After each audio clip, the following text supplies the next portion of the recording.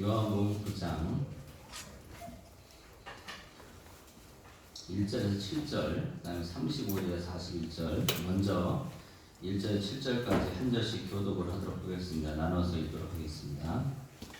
제가 먼저 1절에 있습니다. 예수께서 길을 가실 때에 날 때부터 맹인된 사람을 보신지라. 제자들이 물어 이르되 라비여 이 사람이 맹인으로 난 것이 누구의 죄로 인함이니까? 자기니까 그의 부모이니까? 예수께서 대답하시되 이 사람이나 그 부모의 죄로 인한 것이 아니라 그에게서 하나님이 하신 일을 나타내고자 하심이라. 때가 아직 낮음에 나를 다스리신 일을 우리가 하여야 하랴. 아미오니 그때는 아무도 일할 수 없느니라. 내가 세상에 있는 동안에는 세상의 빛이로라. 이 말씀을 하시고 땅에 침을 뱉어 진흙을 이겨 그의 눈에 받으시고 이르시되 실로암 곳에 가서 씻으라 하시니 실로암을 번역하면 보냄을 받았다는 뜻이라. 이에 가서 씻고 밟은 눈으로 왔더라.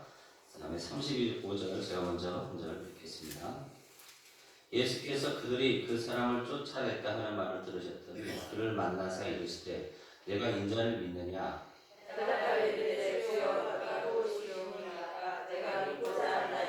예수께서 이르시되 내가 그를 보았거니와 지금 너와 말하는 자가 그이니라. 예수께서 이르시되 내가 심판하러 이 세상에 왔으니 보지 못하는 자들은 보게 하고 보는 자들은 맹인이 되게 하려 함이라 하시니 바리새인 중에 예수와 함께 있던 자들이 이 말씀을 듣고 이르되 우리도 맹인이라. 함께 읽겠습니다. 예수께서 이르시되 너희가 맹인이 되었다라는 죄가 없으려니와 본다고 하니 너희 죄가 그대로 있느니라. 아멘. 주님 감사합니다. 오늘도 말씀 앞에 있습니다. 오늘 이 말씀을 영의 생각으로 깨닫게 하셔서 생명과 평안의 자유로운 생각 가운데 오늘 예배자로서의 삶을 살게 하심을 감사드리며 주님의 은혜가 함께합니다. 예수님의 이름으로 기도드렸습니다. 아멘. 자, 우리 옆에 계신 분랑 인사 나누겠습니다. 당신은 좋은 땅이십니다. 좋은 땅이십니다. 좋은 땅이십니다. 그냥 두세요. 혹시 코골 소리가 들리더라고요? 피곤해서 그래요. 예, 괜찮아요. 피곤해서 그래요. 네. 자, 오늘 말씀의 제목은 표적의 복을 말하라 6번째 시간입니다. 표적의 복을 말하라 6번째 시간. 그럼 그 표적이 무엇인가? 내 삶의 작은 간증들을 나눌 때 놀라운 표적이 나타난다. 내 삶의 작은 간증들을 나눌 때 그것이 예수님이 작은 간증을 나누셨죠. 감사로 5병 2호 물고기 5마리하고 떡 2개로 감사하시니까 거기서 놀라운 기적이 나타나는 것처럼 우리는 내 삶에서 작은 어떤 그런 내용들을 감사할 때 강력한 표적이 나타난다라는 것입니다. 그런 거 안에서 오늘 표적의 복음을 말하라 6번째 시간을 가도록 하겠습니다. 우리가 첫 번째 요한복음이라는 것은 시대 순으로 역사 순으로 나열하는 것이 아니라 사도 요한이 이제 하나님께서 그 7개의 표적을 통해서 드러내기를 원하시는 방향성이 있었기 때문에 그 방향성 가운데 전하고 계신다는 것이죠. 사복음서가 다 방향이 틀립니다. 마태복음 같은 경우에는 이스라엘 유대인들을 위해서 이제 마태복음이 적용이 되어 있기 때문에 거기에서 유대인들이 잘 이해할 수 있는 내용들이 언급이 되어 있습니다. 그 다음에 마가복음 같은 경우는 로마인들을 대상으로 하고 있기 때문에 그 로마인들을 향한 내용들이 담겨져 있고요. 그 다음에 이제 누가복음 같은 경우에는 헬라인들, 그러니까 그리스라든지 그 헬라 지역에 흩어져 있는 디아스포라인 그런 그리스도인들에게 전하기 위해서 누가복음이 나열되어 있습니다.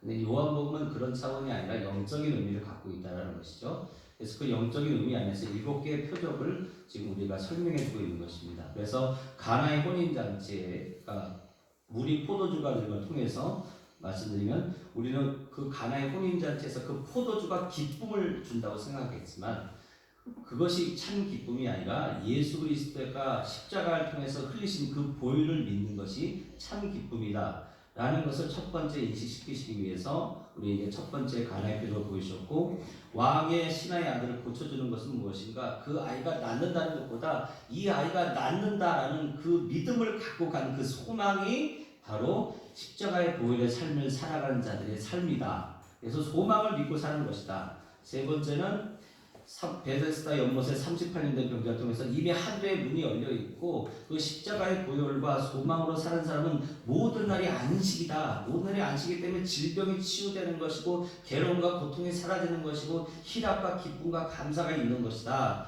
라는 것을 안식을 통해서 말씀하시고, 네 번째, 그럼 너희가 십자가의 보혈과 소망과 안식을 잘 이해하고 있는지 오병이의 표적을 통해서 제자들을 테스트하신다. 특별히 가장 약한 빌립을 테스트하고 계신다라는 것입니다. 그래서 우리 모두를 다 테스트하고 계신다라는 것이죠.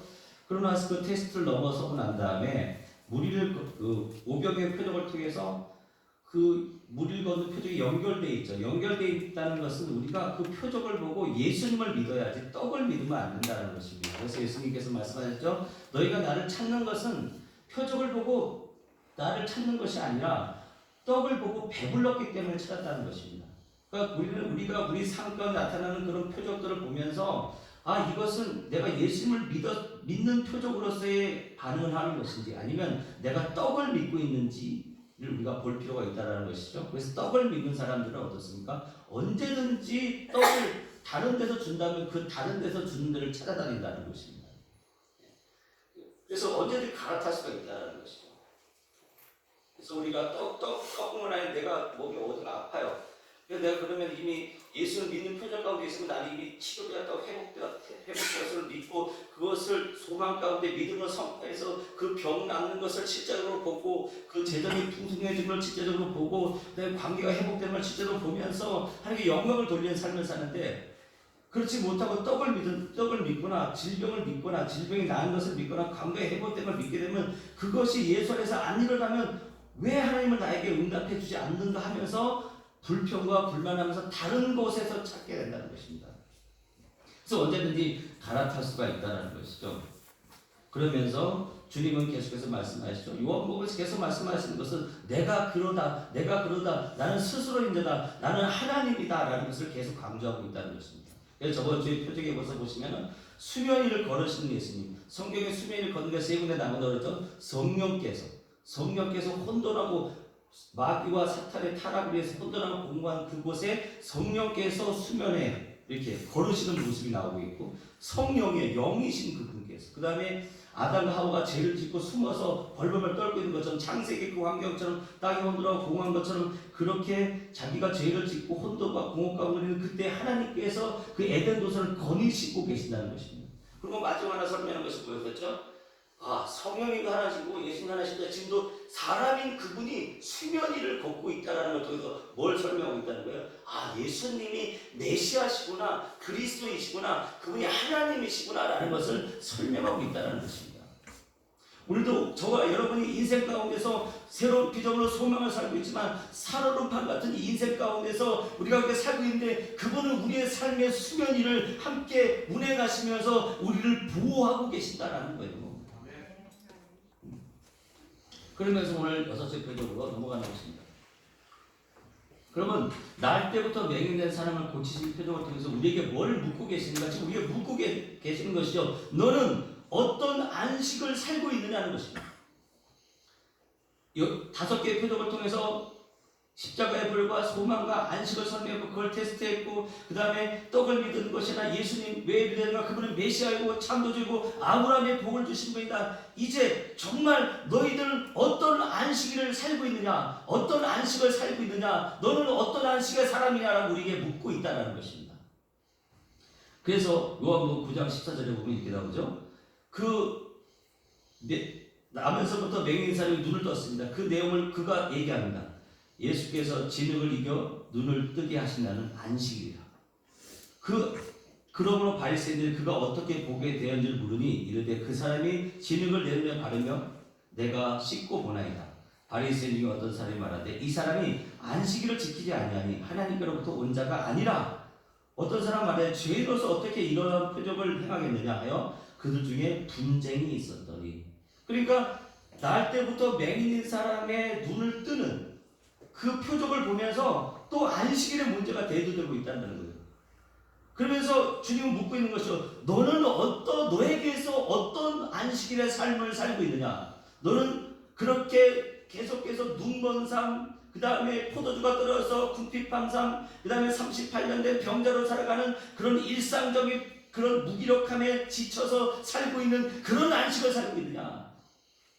아니면 회복된 안식, 치유된 안식, 500여가 4,000명, 5,000명이 먹는 놀라운 역사가 일어나는 안식을 살고 있느냐? 38년 된 병자가 일어나는 안식을 살고 있느냐? 그걸 지금 우리에게 질문하고 있다는 것입니다. 그래서 여섯 번째 표적을 통해서 다시 한번 안식일을 점검하고 계시는 거예요. 왜 그럴까요? 왜냐하면 그 다음 표적이 어떤 표적이죠? 일곱 번째 표적이 죽은 나사로가 살아나는 표적이기 때문에 그래요. 우리가 죽었다 살아났다는 것, 새로운 피조물로 부활의 삶을 사는 하나님의 자녀들이 그 모든 날이 안식이기 때문에 영의 생각을 가지고 오늘 지금 당장 나는 어떻게 살아야 되는가, 그것을 다시 한번 인식시키기 위해서 여섯째 되는 날에 너는 어떤 안식을 살고 있느냐라고 우리에게 묻고 있다는 것입니다. 오늘도 너희 안식일은 묶여있느냐? 오늘도 너희 안식일은 괴로우냐? 오늘도 너희 안식일은 약하냐? 오늘도 너희 안식일은 병들어 있느냐? 오늘도 너희 안식일은 불평과 불만 가운데, 아픔과 고통 가운데, 절망 가운데 살아가고 있느냐라고 우리에게 질문하고 있다는 것입니다.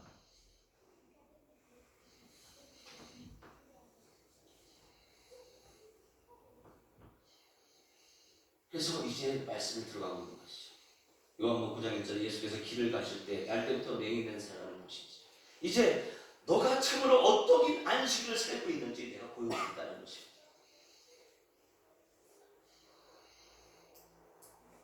저들이 물어이들 앞에 이 사람이 맹인된 것은 누구의 죄로 인한니까? 자기니까 그의 부모니까? 예수께서 대답하실 때 이 사람이나 그 부모의 죄로 인한 것이 아니라 그에게서 하나님의 일을 나타내고자 하십니다. 예수님이 있습니다. 그 다음에 제자들이 있습니다. 그리고 무리들이 있습니다. 그 무리들 안에는 바리새인도 사두개인도 있고 유대인들이 있습니다. 근데 그 세 명이 안식일을 살아가는 것이 다 틀려요. 예수님은 이미 충만한 것이고 그분 자체가 나는 안식일의 주인이기 때문에 그걸 누리고 계신 분은 어떻습니까? 지금 이렇게 날 때부터 맹인된 그 사람에게 관심이 있어요. 그 사람이 치유되는 거에 관심이 있어요. 회복되는 거에 관심이 있어요. 나는 어떤 안식을 살고 있습니까? 내 삶에 나타나고 있는 여러 가지 인생의 문제 가운데 그냥 평범한 가운데 무기력하게 무능력하게 살아가고 있는 그 모습을 보면서 나의 치유와 나의 회복에 정말 관심이 있는가? 라고 지금 우리에게 묻고 있는 것입니다. 너는 어떤 안식을 살고 있느냐? 예수님만이 그 맹인의 치유에 관심이 있어요. 제자들은 누구 죄 때문에 그래요? 누구 죄 때문에 그래요? 이러고 있고 그 다른 무리들은 이 맹인에게 관심조차가 없습니다. 여러분 자신에게 얼마나 관심이 있으십니까?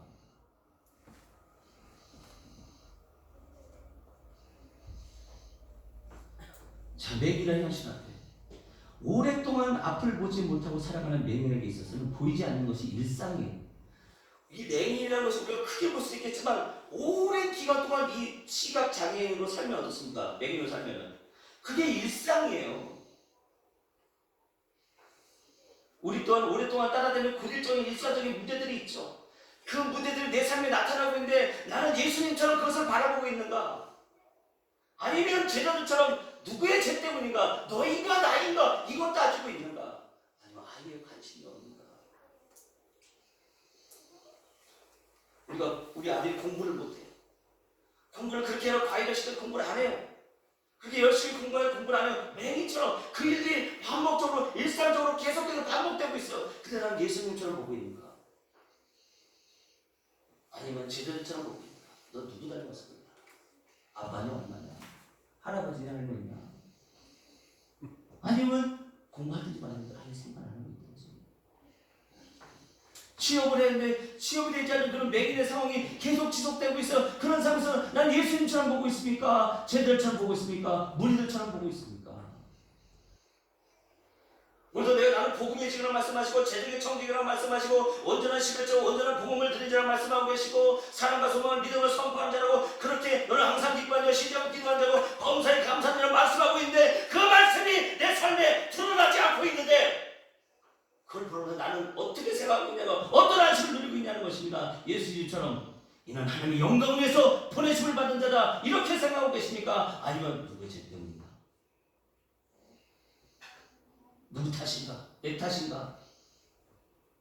이렇게 하고 있는가? 아니면 아예 무리들처럼 아예 관심이 없는가?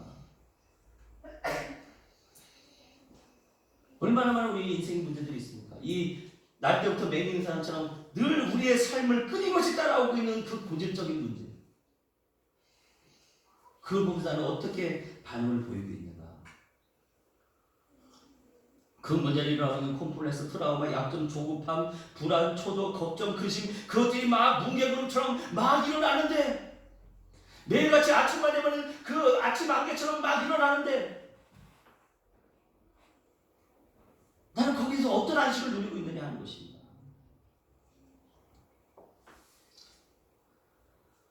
충만하신 예수님은 늘 치유에 관심이 있고 회복에 관심이 있고 그들이 낫는 것, 회복되는 것, 그걸 통해서 하나님의 영광을 드러내야 되니까 그들이 치유되는 모습을 볼 때 하나님이 기뻐하시니까 그것이 하나님의 일이니까. 근데 제자들과 무리들은 다르다는 것이죠. 그런 인생의 문제 앞에서 말씀드린 것은 요한복음 9장 3절에 예수께서 대답하시되 이 사람이라 그 부모의 죄로 인한 것이 아니다. 그에게서 하나님의 일을 나타내고자 합니다. 그 말은 결국 뭐죠? 그 하나님의 일은 무엇인가요? 바로 예수를 믿는 것이고 예수님을 통해서 지금 나타나고 있는 것이 뭐예요? 표적이에요. 그 표적을 통해서 주님은 뭘 받으시죠? 영광을 받으시는 거예요.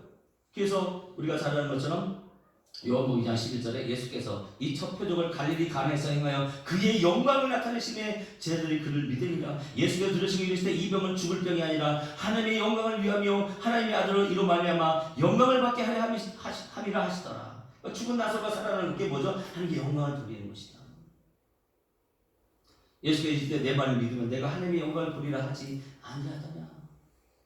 그 하나님의 일은 뭐예요? 결국 부모의 죄로 인한 것이 아니라 그에게서 하나님의 일을 드러내고자 한다. 이 말을 해석하면 어떻게 되죠? 그에게서 하나님의 영광이 나타나게 하기 위함이다. 나는 공부 못하고 질병에 걸리고 관계가 깨져는 나를 보면서 야, 나는 하나님의 영광을 위해서 보내심을 받은 실로온 자체가 보내심을 받았다는 것이니까 그래서 내가 이 땅에 태어났구나 이렇게 자부심을 갖고 살아가는가. 내가 오늘 뭘 잘못했는지 그러고 있는가? 어떤 안식을 살고 있는가 우리에게 보이지 않지.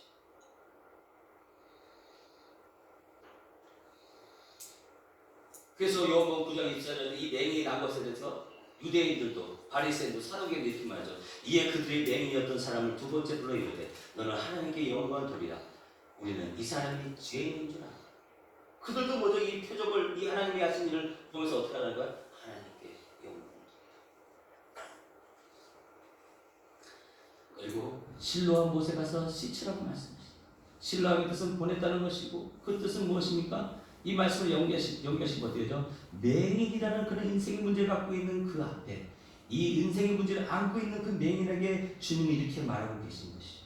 하나님의 영광을 나타내기 위해서 너는 이 땅에 보내심을 받았다.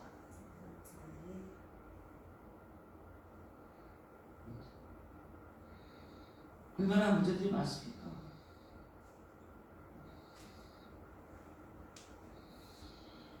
정말 근데 훈련이 안 되면 저희 아버님도 그렇게 술을 드셨어요. 제가 금방에 저희 아버지 기금소 하시는데 얼마나 싸우시는지. 예전에는 이 연탄을 넣는 그런 난로에 그 위에 이렇게 동그란 게 있었어요. 그걸 던져가지고 진열장에 닿게 했어요.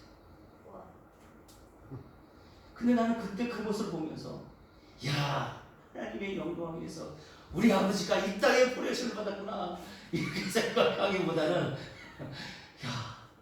저 인간은 뭔가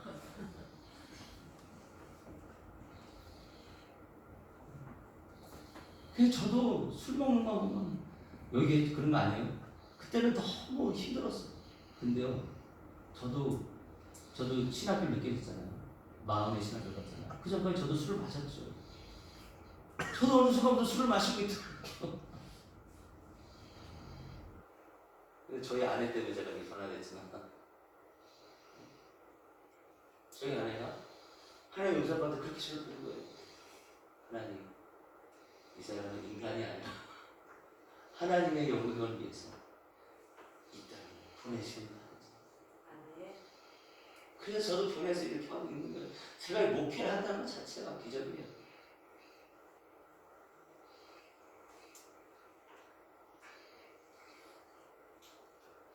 일생의 문제를 겪고 있는 저와 여러분도 하나님의 영광을 나타내기 위해서 이 땅에 버릇을 받았다는 것입니다. 이것이 결국 뭐죠?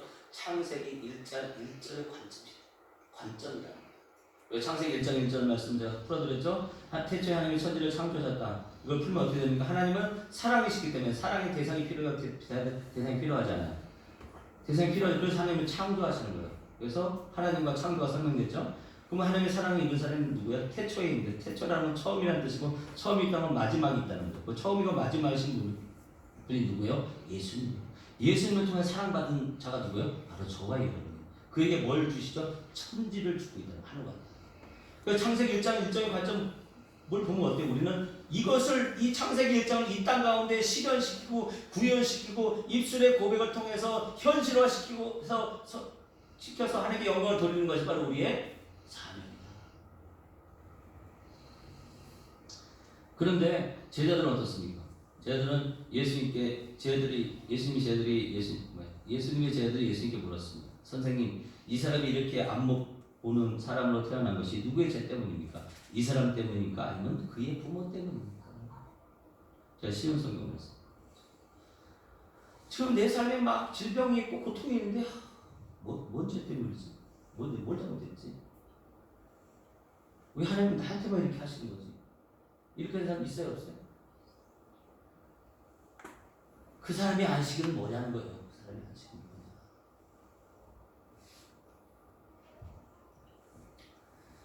그래서 제자들은 죄의 문제를 접근하고 있어요. 이게 창세기 1장 2절을 접근하는 거예요. 땅이 혼돈하고 공함이 흑암의 기품이 있는 거죠. 그렇게 접근하고 있는 것이죠.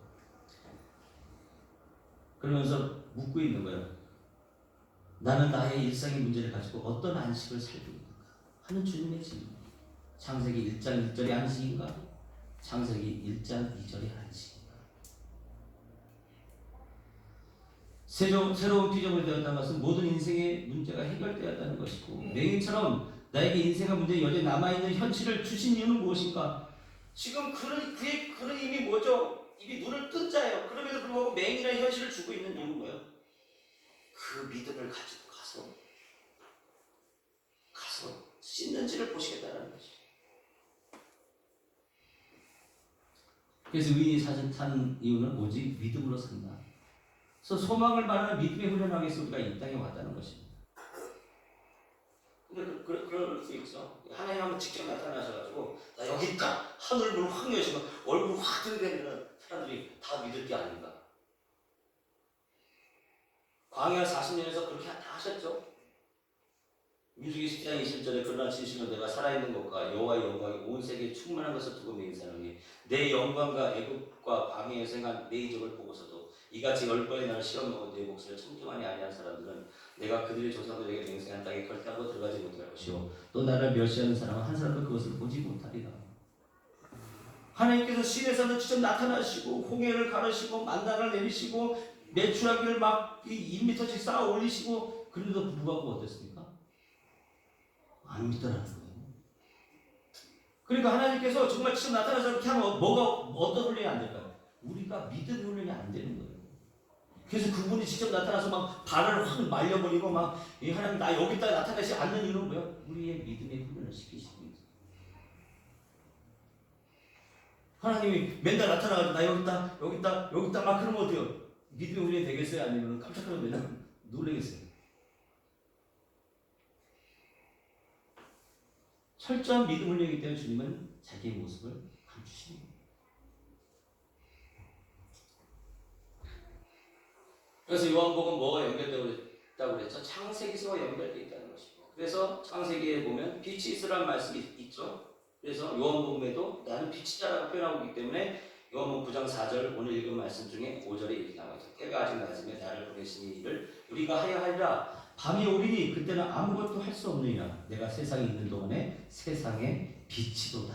그러니까 지금 창세기에서의 그 내용을 다시 한번 우리가 인식시키시는 거예요. 난 창조주라는 인식시키기 위해서 난 세상의 빛이야. 창세기에서 봐봐. 그때 1장, 2장에 뭐가 나오지 하면서 그 말씀을 하시고 난 다음에 어떻게 하세요?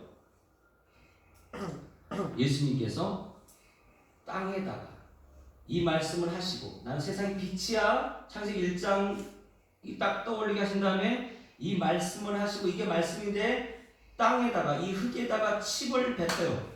침을 뱉어 진흙을 이겨 그의 눈에 바르고, 이 장면과 창세기 2장 7절에 여호와의 하나님이 땅의 흙으로 사람을 지으시고 생기를 그 코에 불어넣으시니 사람이 생명이 된지 어떻습니까?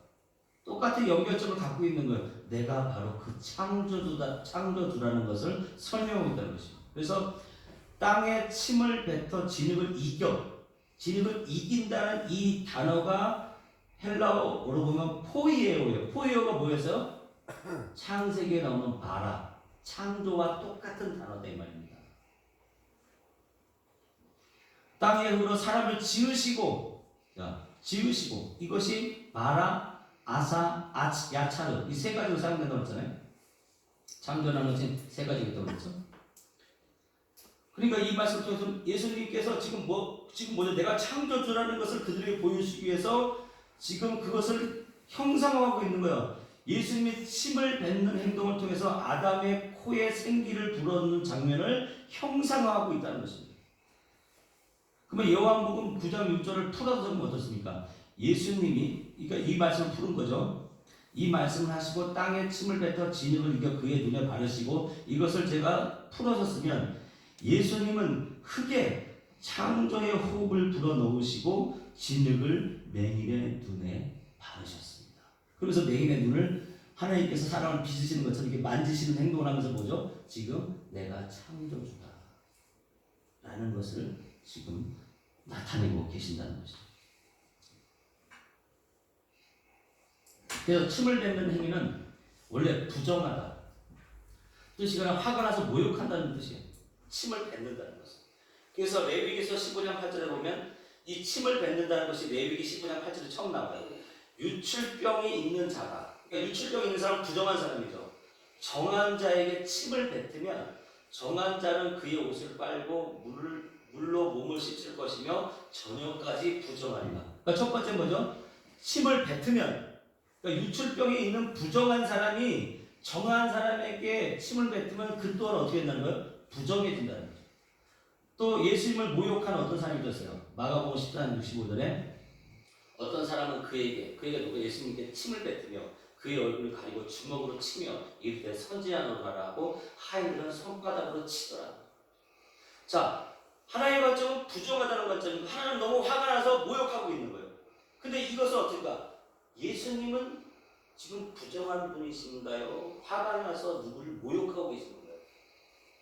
침을 뱉고 계시는데 땅에다가 예수님은 부정한 분이세요? 아니면은 그분 자체는 선한 분이세요?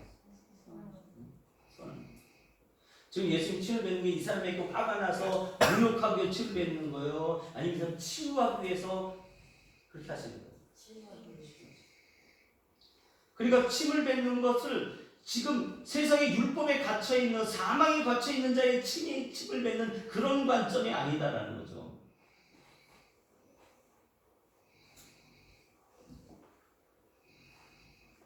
그러니까 우리가 사랑하는 사람, 예를 들어서 사랑하는 사람의 호흡은 어때요? 그 호흡, 서로 사랑하는 사람 가운데서 서로의 호흡을 왔다 갔다 하는 건 어때요? 그게 굉장히 불쾌해요? 아니면 굉장히 기분이 좋아요? 사랑하는 사람. 좋죠. 이거 좀 설명하기가 좀 그래서 그래요.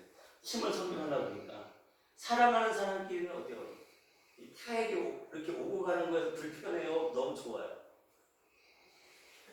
네? 제가 말씀드리는 이 의도를 정확히 이해하셔야 돼요.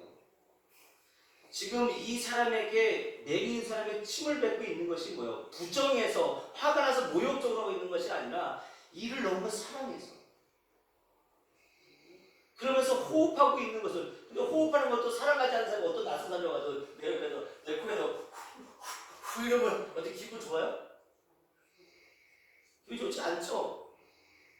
그러니까 이것은 부정하거나 모욕해서 화가 나서 그런 관점이 아니라 이를 사랑하고 이를 반드시 회복시키고 치유시킨다는 그 사랑의 관점으로 접근하고 있다는 거예요, 예수님께서. 제가 이런 것까지 지금 설명을 하기 위해서 지금 이해가 하려고 했는데 그걸 잘 이해하셔야 돼요. 남녀간의 어떤 그런 것이 아니라 사랑하는 사람과 나는 어떻게 하고 있는가. 그래서 치료와 회복의 목적이 있을 경우에 우리가 불편한 것을 충분히 감수하나요? 감수하지 않나요? 내가 정말 관절염에 걸렸는데 내가 정말 이거 낫기 위해서 무슨 드라마에서 보니까 뭘 끓여서 먹으면 이 관절염이 뭐였었죠? 그 힘센 여자 나오는 거. 거기에서 보면 그 어머니가 그 사람이 펄이 났다 보니까 그 물을 달여가지고 마시면 된다고 그렇게 얘기가 나와요. 그러니까 뭐죠? 내가 이 암이 치유된다. 그러면 어떻습니까? 불편한 음식들을 내가 먹어야 안 먹어요? 먹는단 말이에요. 근데 주님은 이 내인을 치료하시기 위해서 지금 가고 있기 때문에 그 침은 절대 부정한 침도 아니고 뭐죠? 그 사람이 화가 나서 모욕해서 뱉은 침이 아니고 그 침을 뱉는 것을 통해서 어떻게 하고 계시는 거예요? 그 흙을 짓이기시면서 어떻게 하고 계시는 거예요? 너는 이제 회복됐다, 치유됐다. 이걸 설명하고 있는 거예요. 그래서 요한복음 계속해서 예수님이 창조주라는 걸 말씀하고 있어요. 우리가 가늠한 여인한테 그 화면을 보세요. 예수님께서 가늠한 여인이 왔어요. 거기서 막 이 사람이 가늠하던 현장에 잡혔습니다. 어떻게 해야 됩니까? 그런데 예수님께서 흙에다가 막 적으세요. 뭘 적고 계신 거예요? 말씀을 적고 계시잖아요. 흙에다가 말씀 적고 있는 그게 뭐야? 생명이 되는 거란 말이죠. 그걸 지금 봐라. 내가 지금 흙에다 뭘 쓰고 있냐? 말씀을 쓰고 있네? 하나님의 말씀으로 사람을 창조하셨으면 좀 이 여인의 죄도 내가 말씀을 쓰는 순간 어떻게 된다는 거예요? 새로운 피조물이라 이거예요. 계속 그걸 설명해주고 있는 거라고요. 예수를 왜 믿어야 되는가? 그래서 성경이 이렇게 말하죠. 예수께서 들으시고 마태복음 9장 10절에 예수께서 들으시고 이르시되 건강한 자는 의사가 쓸데없고 병든 자라에게라야 쓸데있느니라. 그러니까 주님은 뭐죠? 내 삶에 맹인의 삶이 그런 인생의 문제가 있는 것을 갖고 있는 나는 그런 문제가 내가 하나님의 영광을 위해서 내가 보내심을 받았구나. 이런 사람은 예수님 오면 예수를 믿고 그 인생 문제가 해결되면 드러내면서 영광을 나타나는데 난 죄인인가 봐. 그냥 스스로 뭔가 해결해야지. 내가 이걸 해결해 나가야지.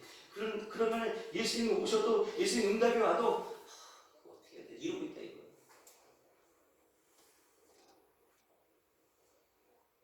그러니까 뭐죠? 정확하게 건강한 자는 의사가 쓸데없고 병든 자라에게라야 쓸데있다.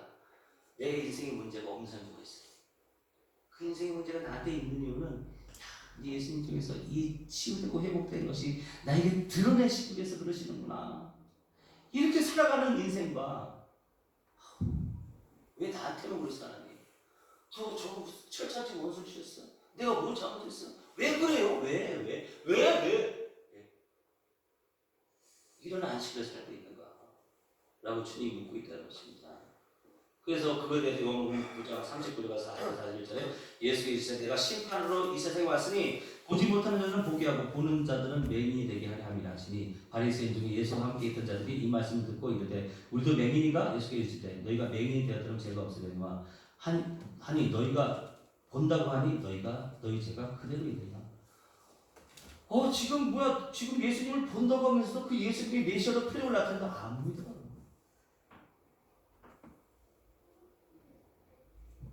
그러니까 어떤 사람은 그 안식을 경험을 통해서 내 인생의 문제가 해결되는 걸 모든 날들 내 인생의 문제가 해결되는 걸 너무 기쁘고 감사해요. 그걸 통해서 그냥 맹이 눕던 삶을 살아가는데 그걸 인식하지 못한 사람은 그 문제에 갇혀가지고 그 상황에 갇혀가지고 맹인처럼 이러고 살아가고 있다.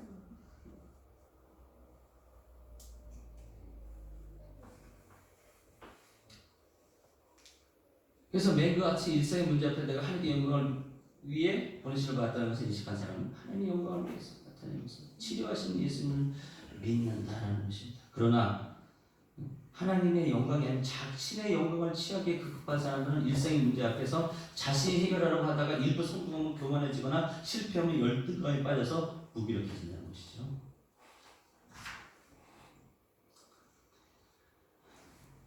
너희가 하나님의 영광을 나타내기 위한 예민이었다는 현실의 불편을 감수하고 나를 믿었을 것이다. 너희들이 정말 나에게 속한 양들이었다면 너희들이 갖고 있는 그 율법의 문제를 갖고 그것을 지키지 못하는 너의 그런 불편함을 충분히 감수하면서도 나를 믿었을 것이다. 너희가 나를 믿지 않지 않느냐.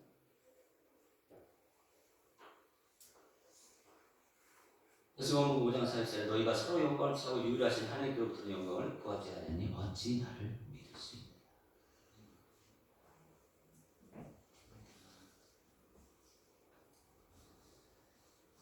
그래서 마가복음에 또 맹인이 눈을 뜨는 게 나오죠.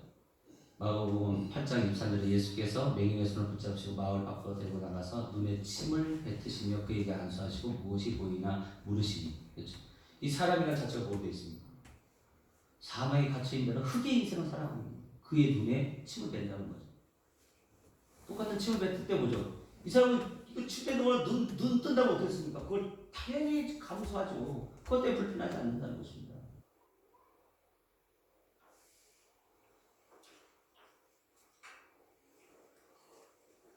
우리 또한 옛사람일 때 죄인으로서 인생의 문제를 안고 살아가다가 예수를 믿고 창조의 능력을 불어넣은 새로운 피조물로서 신령한 못으로 보내심을 받은 그런 복음의 증인이라는 것이에요. 그런데 신령한 못에서 눈을 뜨고 열매를 보고 인생의 문제가 해결된 것을 보고 복음의 증인으로 삶을 살 것인가, 아니면 진영을 바르고 여전히 문제가 해결되지 않은 그런 불편함과 무력 가운데 갈팡질팡하며 살 것인가는 나의 믿음의 선택에 달려있다는 것이죠. 주님이 분명히 진영을 발라서 치료해 주셨는데 신령한 못으로 가지 않고 이거 어떡하지? 뭘 발라놓은 거야? 예수님 뭐야 이거? 우리 흙을 왜 발라놓으셨어? 왜 내 인생에 이렇게 흙이 있지? 어떤 사람은 무대에서 내 눈에 흙이 들어가기 전까지는 내가 가만히 있지 않겠다 그러는 사람이 맨날 그러고 있는 거예요. 하나님 왜 흙을 줘가지고 자꾸 눈에 아프게 하시는 거야? 치료한 못으로 가야 나의 인생 문제에 그런 걸 보는데. 그래서 우리는 하나님의 영광을 나타내기 위해서 이 땅에 번심을 받았다. 그게 요한복음 9장 7절 아닙니까? 이르시되 실로암으로 가서 씻으라 하시니, 실로암은 번역하면 보냄을 받았다는 뜻이라 이에 가서 씻고 밝은 눈으로 왔더라. 자기 날 때부터 맹인도 고백해요. 요한복음 9장 1절에 이 말씀 잘 기억해 보세요. 대답하되 예수라 하는 그 사람이 진흙을 이겨 내 눈에 바르고 나더러 실로암에 가서 씻으라 하기로 가서 씻었더니 보게 되었다. 그죠? 그도 얘기하잖아요. 예수님께서 내 눈에 진흙을 발랐어요. 그죠? 그리고 실로암이라는 뜻은 보냄을 받았다는 거예요. 그래서 보냄을 받아서 내가 실로암을 갔어요. 그리고 그걸 씻었더니 보게 되었어요.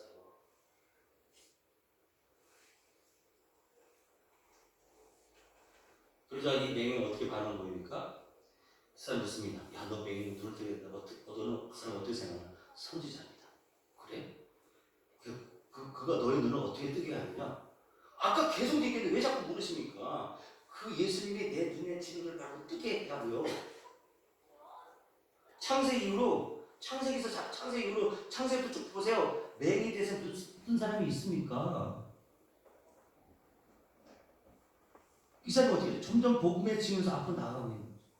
그 다음에 예수님께서 그 사람을 쫓아냈다. 그들이 쫓아내버렸어요. 네가 죄 가운데 있으면서 우리를 가르치려고 그냥 쫓아내버렸어요. 예수님 그를 만나서 내가 인자를 믿느냐? 대답하되 이르되 주여 그가 누구니까 내가 믿고자 하나이다. 예수께서 이르시되 내가 그를 보았고 지금 너희 앞에 서 있는 그가 나다. 그가 어떻게 말합니까? 주여 내가 믿나이다.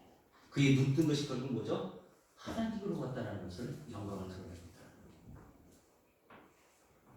여러분 인생의 문제에 내 힘으로 해결하려고 하거나 그걸 감당하지 못해서 포기하거나 방치하고를 통해서 무덤덤하거나 무기력하게 삶을 살아가는 그 믿음을 우리에게 주신 게 아니에요. 그건 믿음이 아니에요. 그건 세상의 지식과 정보일 뿐이고 그 지식과 정보를 통해 자기의 한계를 느끼고 무너지는 정보고 지혜고 지식일 뿐이에요. 우리에게 주신 것은 여호와를 경외함으로 주신 지식이며 지혜요. 그것을 여호와를 경외한 자에게 하나님이 구원을 주시고 회복을 주시고 치유를 주시고 능력을 주시고 건능을 주시고 새롭게 하시고 형통케 하시고 성공케 하신다는 것입니다. 우리는 그걸 무엇 속에서만 알 수 있어? 믿는 거예요. 성경은 말합니다. 믿었으면 말을 하라는 거예요. 오늘도 일생의 문제를 보면서 나는 하나님의 영광을 영광을 나타내기 위해 이 땅에 보내신 자임을 믿고 오늘도 사람을 나누어 살아가신 저와의 되시기를 주님의 이름으로 축원합니다. 아멘.